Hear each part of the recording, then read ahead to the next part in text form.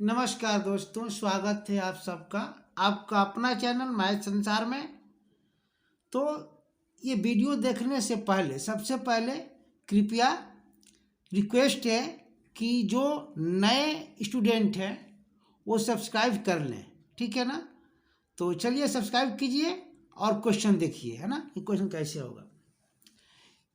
ये question high school का है और एक्सरसाइज 10.1 का 5th क्वेश्चन है, ठीक है।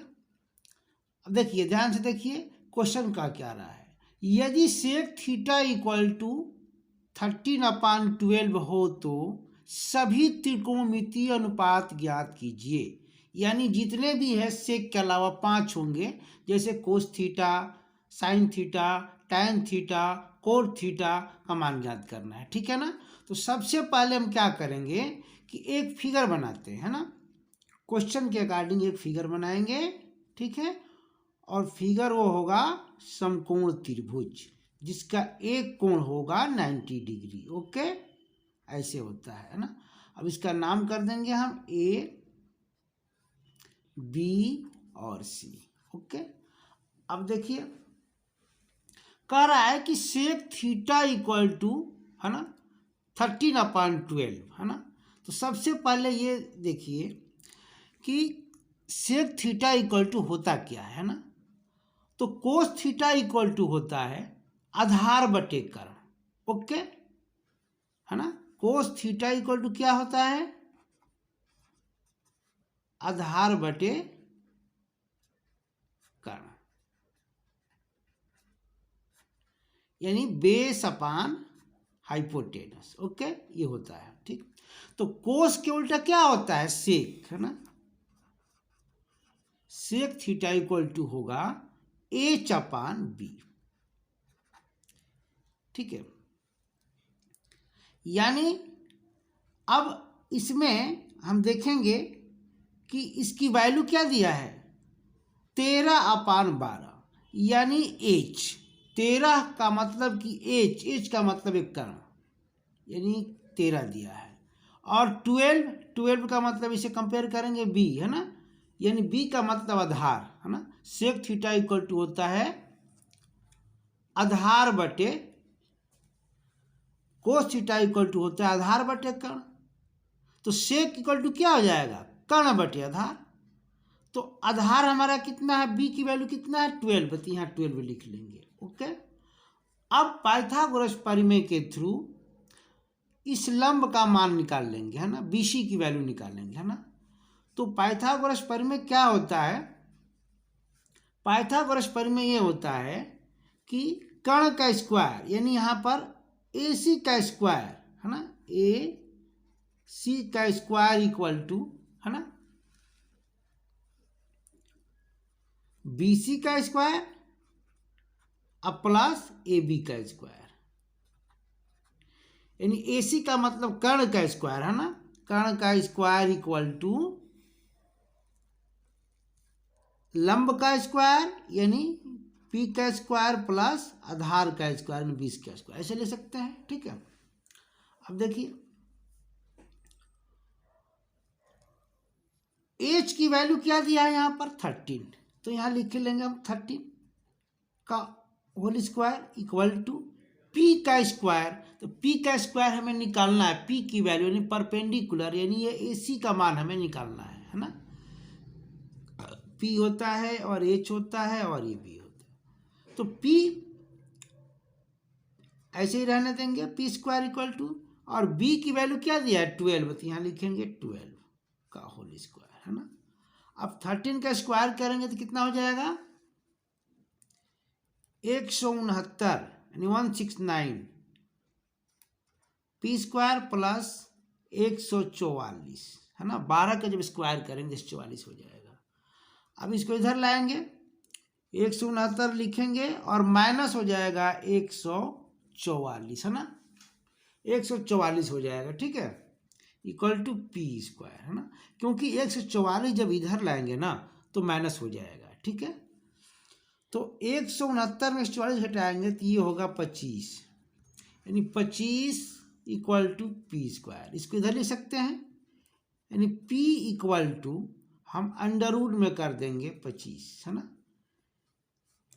तो P इक्वल टू क्या हो जाएगा 5, यानी वर्गमूल निकालेंगे 25 का तो 5 होगा, है ना।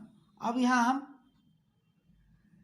5 क्या करेंगे, लिख देंगे कहाँ, यहाँ पे BC के जगह पर ये। अब जितने भी मान हैं हम यहाँ निकाल सकते हैं, ओके, ठीक है ना। अब साइन का मान निकाल लेते हैं। साइन थीटा इक्वल टू क्या होता है, लंब बटे कर्ण, है ना। लंब बटे कर्ण का मतलब P/H, ठीक है। तो P की वैल्यू है कितना 5 और H की वैल्यू कितना है 13, तो 13 लिखेंगे, ठीक है ना। इसी तरह से साइन का उल्टा होता है कोसेक थीटा, है ना। तो लिखेंगे यहाँ पर कोसेक थीटा इक्वल टू, तो इसका अपोजिट हो जाता है ना। तो ये हो जाएगा H/P उल्टा, है ना, ऐसे। यानी इसके वैल्यू को क्या करो, अपोजिट कर दो। यानी 5/13 है तो इसको लिख दो 13/5, ऐसे। इसी तरह से कोस थीटा का तो वैल्यू हमें पता ही है। अच्छा, इसका सेक का क्या हो जाएगा, अपोजिट हो जाएगा। यानी कोस की वैल्यू कितना है, सेक थीटा की वैल्यू कितना है, सेक थीटा की वैल्यू हमारा क्या दिया है, पहले से दे रखा है ना 13/12। तो इसको अपोजिट कर देंगे तो कोस थीटा इक्वल टू क्या हो जाएगा 12/13, ओके। इसी तरह से tan थीटा इक्वल टू क्या होगा, tan थीटा इक्वल लंब बटे आधार होता है ना। लंब का मतलब ये P, आधार का मतलब ये B, है ना। तो देखो P की वैल्यू क्या है 5, आधार और कितना है B की वैल्यू 12, तो यहाँ 12 लिख देंगे, ओके। इसी तरह से कोट थीटा इक्वल टू क्या हो जाएगा, इसका अपोजिट कर दो, 5/12 है तो 12 बटे क्या हो जाएगा 5, ठीक है।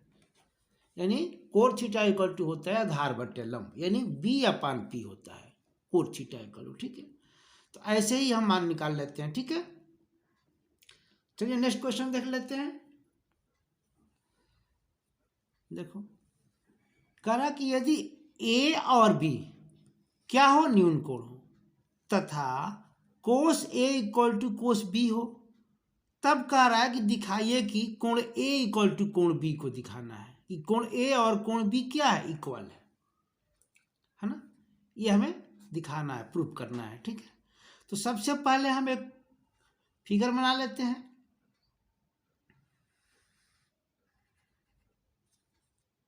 समकोण त्रिभुज बनाएंगे और इसमें ये कह रहा है ना कि कोण A जो है क्या है, न्यून कोण है ना। तो कोण A न्यून कोण है और कोण B भी क्या है, न्यून कोण है ना। तो जब ये दो न्यून कोण है तो ये क्या हो जाएगा, समकोण, यानी 90 डिग्री हो जाएगा, और ये 90 डिग्री से कम होगा ये दोनों, ठीक है ना। अच्छा, अब हमें दिखाना है कि कोस दिखाना यह है कि angle A equal to angle B, यानी कोण A इक्वल टू कोण B हमें सिद्ध करना है।